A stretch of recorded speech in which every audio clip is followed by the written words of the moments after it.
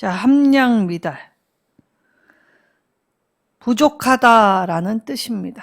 우리 모두는 다 하나님 앞에 부족한 존재이지요.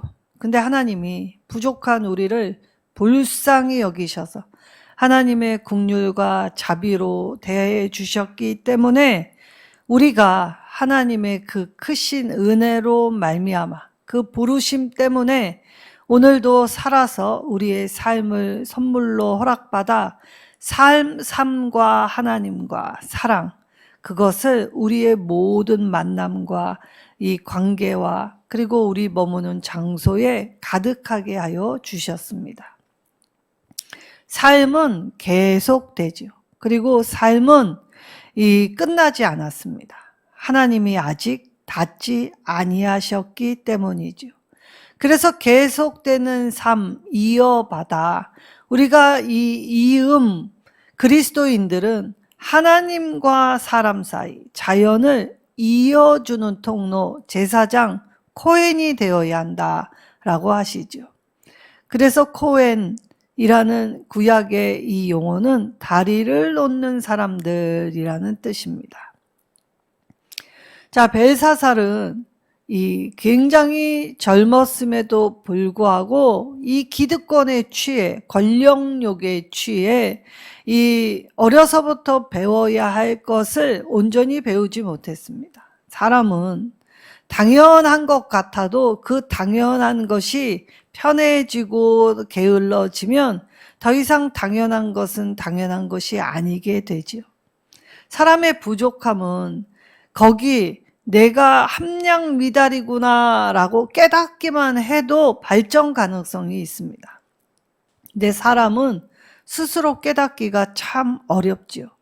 그래서 때때로 상황이, 어려움이 올 때에, 그리고 나를 싫어하는 누군가를 만나게 될 때에 비로소 나 자신을 객관화시킬 수 있게 되는 것입니다. 자, 오늘 다니엘을 불러서 손이 하나 튀어나와 벽에 쓴 글자, 이제 해석을 할 때 다니엘은 하나님이 말씀하시면 그 말씀대로 내가 해석하겠다라고 이야기했고, 오늘 너무나 명료하고 뚜렷하게 하나님의 말씀을 해석했습니다. 자, 때 다니엘이 해석한 이 글자는 아람어로 읽었습니다. 자, 그러면 아람어는 그 당시에 이 바벨론의 수많은 지혜자들도 아람어를 썼기 때문에 익히 알고 있는 이 용어인데도 불구하고 그 바벨론의 지혜자들은 이 글씨를 해석하지 못했다. 그러니까 형식은 아람어를 띠고 있었지만, 자, 지혜자들이 해석할 수 없는 이 글자였음은 분명한 것이었습니다. 그리고 여기, 자, 이 오만방자한 젊은 왕, 자, 이 왕이 이 고대의 기록물에도 어떠한 내용이 있느냐 하면, 역사가 헤로도토스라는 사람이 이 페르시아인들이 바벨론을 포위 공격하게 될 때의 상황을 아주 자세하게 묘사했는데, 그때의 이 석조상 안에는 나보니누스, 그러니까 벨사살의 아버지가 없는 틈을 타서 이 전쟁 없이 바벨론을 함락했다라고 쓰여 있고, 그리고 거기 방종하고 그 다음에 연애, 주연을 좋아하고 잔인하며 그리고 이 불경건한 젊은이를 페르시아인들이 죽였다라고 기록해 놓았습니다. 자, 그러면 방종하고 주연을 좋아하고 잔인하며 그리고 여기 불경건한 젊은이가 누구를 지칭하는 것이냐? 바로 이 벨사살 왕을 지칭하는 것이었죠. 이때에 페르시아가 바벨론을 어떻게 무너뜨렸냐 하면, 이 페르시아 왕 고레스가 유프라데스 강의 이 흐름을 바꾼 후에 성벽 사이의 강에 흘러가던 통로에 보병을 집어넣어서 이 전쟁이 이 사상자 없이 아주 손쉽게 정복했다라고 쓰여 있었습니다. 자, 그러니까 이 나라의 흥망성쇠 안에 망조가 들을 땐 왕은 이 곧 나라가 망한다라는 인지를 하지 못합니다. 그리고 거기 주색, 여색에 빠져가지고 이 흥청망청 하다가 술 취하여 죽게 되는 일들이 역사상에는 다반사였지요. 자, 그럼 벨사살이 오늘 지혜자 다니엘을 불러서 하나님의 이 분명한 말씀을 해석해 줄 때에 벨사살의 반응이 더 놀랍습니다. 왜냐하면 무응답, 무반응이었다라는 것이 얼마나 놀랍겠습니까? 왜냐, 이 손가락이 쓴 벽의 글씨가 바로 자신을 가리켰고 자신의 때가 끝이 났다라는 이 암담하고 이 힘겨운 소식, 정보를 들었는데도 불구하고 벨사살은 눈 하나 깜짝 안 했다는 것입니다. 자, 사람이 어떻게 이럴 수 있을까라고 하지만 예수님이 십자가에 달리실 때 예수님 홀로 달리신 것이 아니지요. 예수님의 좌우편에는 강도 2명이 함께 달렸습니다. 자, 그러면 죽음의 순간은 같이 목도하고 있었죠. 근데 한편 강도, 이 오른편 강도 교회의 전승엔 이 오른편 강도가 이 예수님이 죽어가면서 보인 그 모습이 이건 뭔가의 탁월함, 그리고 범접할 수 없는 무언가를 인지하게 될 때에 죽음 앞에서 그 죽음의 끝자락에서 예수님을 구주로 영접한 사건이 있죠. 근데 반면에 다른 편 강도, 왼편 강도는 어떻게 했습니까? 밑에서 예수님을 조롱했던 정상인이 아니지 않습니까? 자기도 죽어가고 있었습니다. 십자가형은 예수님만 겪으신 것이 아니라 자기도 겪고 있는 중입니다. 그리고 곧 죽을 것입니다. 근데 죽음을 앞둔 인간이 이 예수님을 대면하게 될 때에 어처구니 없는 일은 예수님을 향해 뭐라고 하였습니까? 이 다른 편 강도는 입에 담을 수 없는 욕을 하였습니다. 자, 그러면 우리가 선을 행할 때 니체는 이런 말을 하였죠. 자, 선을 행하는 거울 앞에 우리가 서게 될 때에 그러면 그 선을 행하는 대상을 향한 내 마음이 너무 감사해서 비록 그 사람한테 못 갚아도 내가 다른 누군가에게 갚으며 살리라 라고 생각하지 않는다는 것입니다. 그래서 선이라는 거울에 비출 때 반응이 2가지가 나오는데, 하나는 내가 그 사람이 나에게 베푼 호의, 선대를 나의 자격지심, 열등감이 그 사람을 공격하는 것으로 바꾼다고 하죠. 그러니까 은혜를 갚을 때 이 은혜를 갚기 버거우면 공격 대상으로 전환한다고 합니다. 아니면 무반응이었다라고 하죠.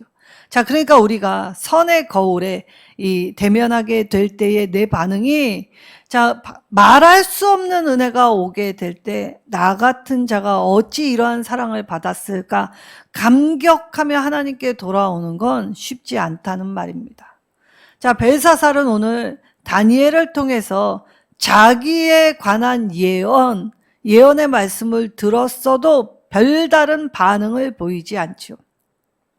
자, 그런데 이 손가락이 나타나서 벽에 글씨를 쓸 때에는 이 무릎이 달달달달 떨릴 정도로 무서워했다. 그러니 이 30절의 말씀에 보면 그날 밤에 갈대아 왕 벨사살이 죽임을 당했고 라고 할 때 완료형으로 끝납니다. 그러니까 이제 기회가 없고 끝난 사건이었다는 것이죠. 자, 그러면 죽음이라는 건 어느 날 갑자기 임하는 것입니다. 자, 죽음을 대비할 수 있다면 좋으련만 그날 밤에 죽을는지는 알 수 없었죠. 근데 그날 밤에 죽었습니다. 자, 이 그는 그날 밤 죽어버렸다. 이 네 단어로 두려워 떠는 인간이 하나님을 업신여긴 결과가 이 네 단어로 설명되고 있지요. 하룻강아지 범무서운 줄 모르는 법입니다.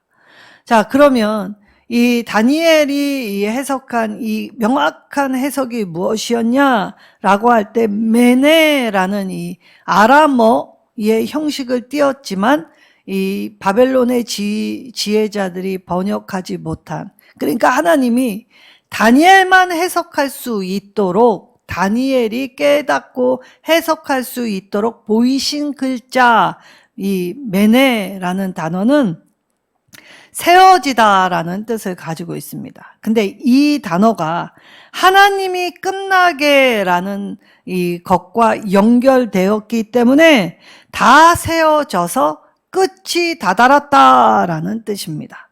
그러니까 벨사살에 대한 이 다니엘의 시각도 반영되어 있다. 그러니 이제 그의 시간이 끝나게 될 것. 자, 끝나게 하시는 분은 누구시냐? 바로 벨사살이 모독하고 조롱하고 있는 하나님이시다. 자, 벨사살은 자신이 세상의 주인이라 생각했습니다. 근데 실상 진짜 주인은 따로 계시다라는 것을 오늘 다니엘을 통해 명확하게 보여주시죠. 그리고 데겔이라는 이 단어는 저울에 달아지다라는 뜻입니다. 자, 왕을 저울에 달아보니까 함량 미달 부족했다라고 이야기하죠. 근데 여기 누가 달았느냐라는 것입니다. 그리고 어떤 도구로 달았는가, 이것이 매우 중요하겠지요. 자, 그러면 27절에 나오는 행위를 달아보는 이 저울은 고대인들이 익숙하게 생각하는 죽음 앞에서 받아들여야 하는 이 저울이었습니다. 고대인들은 신이 이 사람이 죽게 될 때에 그의 행위, 그의 도덕성, 윤리성, 그리고 이 마땅히 신을 섬기며 살았던 자로서의 그 당위성을 저울에 달아보고 이 판결한다라고 생각을 하였지요. 이때에 한쪽에는 이 사람의 심장이 그 저울 위에 올려집니다. 심장이라고도 하고 양심이라고도 하지요. 그리고 다른 한편에는 진리의 추인 타조깃털, 아주 얇은 타조깃털 하나가 올려지게 되지요. 근데 심장이, 양심이 이 타조 깃털보다 무거우면 그때에 괴물 암무트가 와서 먹어치운다라고 이 오시리스 신화에 기록되어 있습니다. 그래서 고대인들은 늘 이런 사상으로, 자, 살면서 잘못 행하게 되면 내 양심, 내 심장을 달아보게 될 때 함량 미달이면 심판받게 될 것이라는 인식을 가지고 살았다는 것이죠. 근데 왕은 어떠합니까? 왕은 지금 그 무엇도 무서울 것이 없어 보입니다. 자, 그러니 그 밤에 자기 생명이 끝날 거라고는 아마 본인도 상상조차 할 수 없었겠지요. 자, 이때에 이 우바르신이라는 단어, 그리고 나뉘어졌다, 그리고 나누어지다, 조각나다라는 뜻을 가지고 있습니다. 자, 그럼 바벨론 왕국의 심판을 예고한 이 메시지를 다니엘이 쉽게 풀 때에 여기 어린아이가 들어도 이해하지 못할 말이 하나도 없었다는 것입니다. 하나님의 말씀은 어려운 말씀이 하나도 없습니다. 자, 그러면 이 메네메네 데겔 우바르신이라는 이 단어를 두 가지로 해석할 때 각 단어들은 사실 그 당시에 시장에서 상인들이 외치는 소리였다는 것이죠. 이 단어들이 각각의 이 무게가 얼마만큼인지를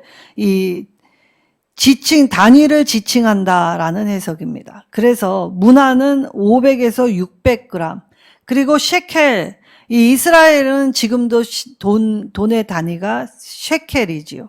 이건 10g. 그리고 데레스는 절반을 의미한다. 근데 이제 고대에는 알레고리적 해석, 오늘날에는 신학 해석에 이 해석을 쓰지 않습니다. 왜냐하면 이 해석이 이단 같이 여겨지기 때문이죠. 그럴 때에 이 각각의 이 바벨론의 왕들의 이 단위들, 그래서 왕들을 가리킨다라는 이 알레고리적 해석이 있지만 그걸 이 신학으로는 받아들이지 않습니다. 자, 그리고 상인들의 외침과 같다라는 말과 함께 두 번째는 글자들이 이 수동 분사형으로 해석을 하게 되죠. 그러니까 이 각각의 단어들이 하나님의 평가였다라는 것입니다. 자, 그러니까 이 하나님의 저울에 달아 보았는데 모자라도 너무 모자라서 한쪽으로 너무 치우쳐 있기 때문에 여기 균형 잡는 데에는 실패했고 패배했고, 그리고 뭔가가 이 한참 모자라도 너무 모자란 상태였다는 것입니다. 자, 그럴 때 너의 나라가 형편없었기 때문에 함량미달이었기 때문에 이제 너의 나라를 두 개로 쪼개서 이 바사와 메대로 나누어진다. 자, 세상은 강대국의 역사가 이 오래 간 나라가 없습니다. 영원할 것 같은 세상 권세도 도무지 영원하지 않는다라는 것이 바로 역사의 이야기였지요. 그러니 오늘 나의 감히 내 것을 자랑할 때에 그 자랑조차도 하나님 앞에는 우매한 가장 어리석은 모습이었다는 것이죠. 자, 느부갓네살이나 벨사살이나 하나님의 심판을 당하는 단 하나의 이유는 그들은 모두 하나님을 알기는 알았다라고 하지만 하나님을 인정하는 삶을 살지 않았습니다. 하나님을 의식하지 않았다는 말이죠. 그리고 사람의 힘으로 모든 걸 이룰 수 있다. 내 판단, 내 생각이 중요하다. 그 자체가 하나님 보시기에 교만이었다는 것입니다. 그래서 인간적인 사고의 근원에는 교만이 깔려 있기 때문에 하나님의 말씀을 들려주실 때, 자, 다니엘은 하나님의 말씀, 자, 전할 때 다니엘에게 이 벨사살은 이 약속한 대로 이 옷을 입혀주고 금목걸이와 인장반지를 주며 자기 나라의 조서, 셋째 통치자로 삼겠다라는 조서를 내렸지요. 마치 약속을 지키는 것처럼 보였습니다. 자, 그러나 그것을 받은 다니엘이 사실 이 해석을 할 때에는 생명을 내어놓고 해석해야만 했지요. 하나님의 말씀을 선포할 때에는 때때로 생명을 걸고 나서야 할 때도 있다는 말입니다. 자, 그러면 하나님의 말씀, 하나님의 계시이기 때문에 자신의 생각대로 말하지 않고 자신의 판단대로 말하지 않고 하나님의 뜻대로 강하고 담대하게 선포할 때 다니엘은 자기의 생명조차 아끼지 않고 하나님의 뜻에 순종하였기 때문에 하나님은 오늘 다니엘에게 이 하나님의 말씀이 어떻게 이루어지는지 명확하게 보여주십니다. 그래서 다니엘은 죽음의 위협 앞에서도 살아 하나님이 어떻게 역사하시는지를 그날 밤에 직접 목도하게 되었지요. 이처럼 하나님의 말씀을 붙든 자는 때때로 생명의 위협이 있다 하더라도 하나님은 분명 살아계심을 알게 하여 주십니다. 그리고 보호하여 주시죠. 다니엘은 하나님의 말씀이 비록 더딜지라도 언젠가는 분명히 이루어지는 것을 확신했기 때문에 항상 하나님 말씀 제1 위주의 삶을 살았습니다. 그리고 왕이 어떠하든지 하나님의 말씀이 먼저였고 하나님이 말씀하시는 바를 선포하였지요. 다니엘은 그 뜻이 무엇인지까지도 해석을 해 주었습니다. 그런데 하나님 말씀을 듣기는 들어도 여전히 깨닫지 못하였지요. 그럴 때에 오늘 이 놀라운 이야기는 이 하나님의 의의 기준에 못 미치면 우리도 벨사살처럼 심판받을 수 있다는 것. 그래서 하나님 말씀을 들을 때, 자, 오늘 내가 쌓는 일, 그것이 내 일, 내 부, 내 지혜, 이런 것일지라도 만약에 오늘 밤 우리도 생각지 못한 때에 하나님 부르시면 가야 하는 인생입니다. 자, 그럴 때 우리가 영원히 지속될 것 같다라는 자기 확신이지 하나님이 주시는 확신이 아니지 않습니까? 그러면 하나님 말씀을 들을 때 하나님의 말씀 앞에서 하나님이 이루심을 기대하며 인내하며 기다리고, 그리고 그걸 믿음으로 반응하여 나아갈 때, 자, 헛된 확신 속에서 살아가는 종교인이 될 것인지, 아니면 말씀하시는 바가 비록 더디일지라도 하나님은 분명하고 확고함으로 우리의 말씀하시는 바를 이루어 가신다라는 믿음을 가진 신앙인으로 살 것인지, 지혜자가 될 것인지, 어리석은 자가 될 것인지, 오늘 이 말씀을 통해 벨사살에게 일어난 이 징계가 오늘 우리에게도 일어날 수 있다는 의식을 가지고 살라는 것입니다. 자, 이럴 때, 자, 하나님을 모독하는 일, 사실 이 성도들은 하나님을 자신이 모독하는 일을 하지 않는다라고 생각하죠. 그러나 내 작은 말, 행실, 태도가 이 하나님의 이 이름에 합당하지 못한, 한쪽으로 치우친, 그래서 하나님이 달아보실 때 부족함 그 자체가 하나님을 모독하는 일입니다. 그러나 하나님은 우리가 완전하지 않은 걸 아시지요. 그래서 하나님의 영으로 우리를 날마다 도우시지요.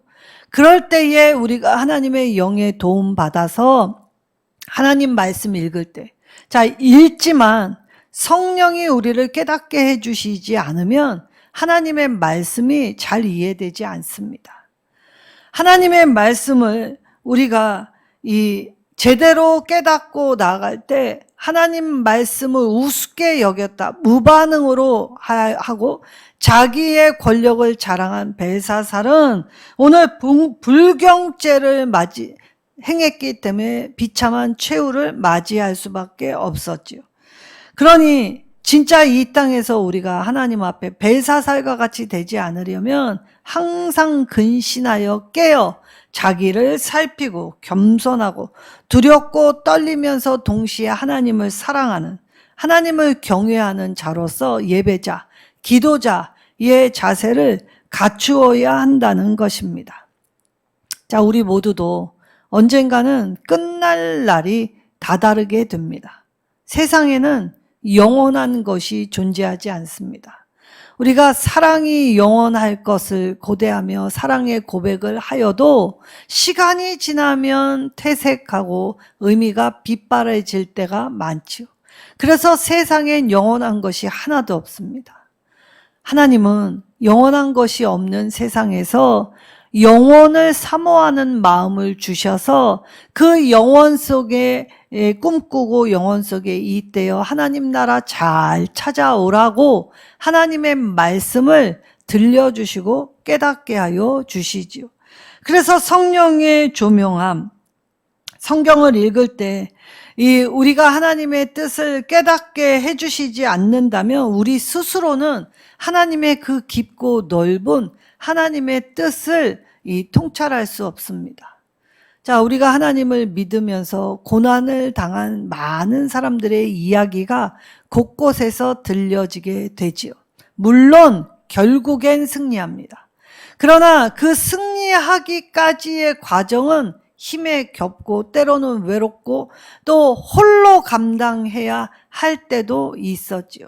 근데 그들이 모두 하나님이 주시는 영으로 자신의 삶의 어려움을 하나님의 은혜로 해석해 냈기 때문에 세상은 알 수 없는 시각, 마음, 그것으로 하나님의 뜻을 분별하게 될 때에 비로소 이렇게 되려고 하나님이 역사하셨구나. 그래서 요셉이 이 형님들을 향해 뭐라고 합니까? 근심하지 마소서. 당신들은 나를 애굽에 팔았으나 이 뒤에 섭리는 하나님이 하신 것입니다. 그래서 하나님은 악을 선으로 바꾸시는 하나님이십니다. 그러니 내가 어찌 개인적인 원한을 갚을 수 있겠습니까? 그리고 아버지가 없더라도 내가 형님들과 형님들의 자식들과 가축들을 다 돌보겠습니다. 이런 위대한 신앙의 고백은 성령의 깨닫게 하심과 말하게 하심을 통해서 할 수 있는 일이죠. 사실 좁디 좁은 우리의 마음 안에 용서란 쉽지 않습니다.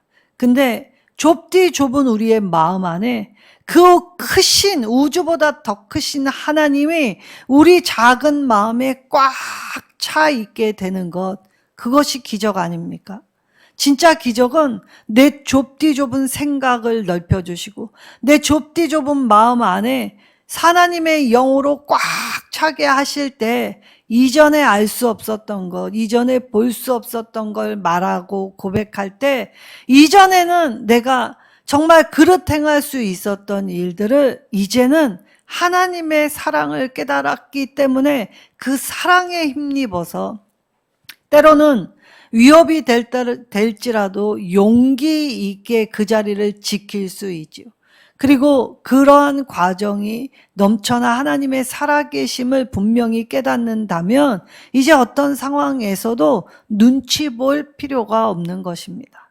자, 신앙생활 똑바로 하다 보면 선의 거울 앞에서 이 갚을 길이 없어 오히려 적으로 돌리고 내 분노와 내 열등감을 쏟아내는 것이 아니라 하나님의 사랑으로 충만하여 졌기 때문에 이전에 나라면 할 수 없었던 일들을 하나님의 영에 잇대어 하나님의 은혜에 합당하게 그렇게 살아갈 수 있도록 함께 하셨다는 것이죠. 자, 오늘 우리에게도 이 메네메네 데겔 우바르신이라는 이 글자, 자, 하나님이 우리의 인생을 하나님의 이 모습 안에서 일일이 다 기억하고 보고 계시고 알고 계신다고 하십니다. 하나님은 우리에게서 눈을 한 번도 띈 적이 없으시죠. 주목하여 보십니다. 우리는 하나님이 멀리 계시다, 하나님은 우리의 기도를 듣지 않으신다, 원망불평할 때에도 하나님의 미쁘심은 아침에 떠오르는 태양같이 영원히 하나님은 우리를 사랑의 눈으로 보고 계시죠. 그래서 우리의 모든 일거수일투족을 다 알고 계십니다. 하나님이 헤아려 보실 때, 자, 사람의 머리카락 하나하나를 다 알고 계신다라고 하시죠. 하나님이 다 아십니다. 그래서 예수님은 7 눈을 가지고 계신다라고 하죠. 주님이 보시는 눈 앞에 사실 나 자신도 나를 속일 수 있는 이 세상에서 주님의 눈앞에 속임이란 불가능하죠. 그럴 때 하나님의 눈앞에 있는 모습 그대로 나올 수 있을 수 있다는 자체도 기적입니다. 하나님은 오늘 우리의 인생을 세워보십니다. 매일매일 허락하여 주시죠.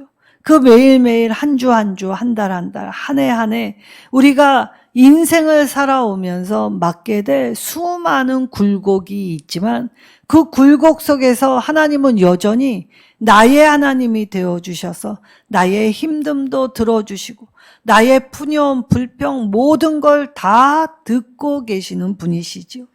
그리고 하나님의 저울은 사실 고대인이 생각하는 것처럼 우리의 양심이 이 진리의 추 앞에 설 때 누가 과연 하나님 나라를 들어갈 수 있겠습니까? 근데 하나님이 우리에게 이 하나님의 저울에 달아보실 때 함량 미달인 우리를 하나님의 사람으로 부르실 때, 제자로 부르실 때 따르는 모든 자에게 예수님이 뭐라고 하셨습니까? 나보다 너희가 더 큰 일을 행할 수 있게 될 것이다 라고 말씀하셨습니다. 하나님은 우리를 통해 하나님의 놀라운 이야기, 위대한 이야기, 사랑의 이야기를 써내려 가십니다. 그때에 우리의 실패, 낭망, 어려움, 불평, 불만, 염려 모든 걸 다 안으시고 사랑하시죠. 십자가는 주님의 의를 우리에게 주신 사건입니다.